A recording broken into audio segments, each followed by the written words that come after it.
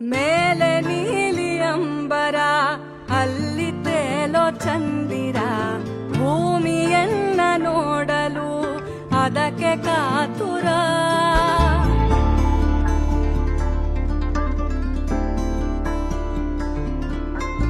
ಅಲ್ಲಿ ಮಿನುಗೋ ಕೆರೆ ಇದೆ, ಕೆರೆಯ ಮೇಲೆ ನೆರಳಿದೆ, ಕಿರಣಗಳು ತಾಕಲು ಒಂದಾಮೆ ನಲಿದಿದೆ.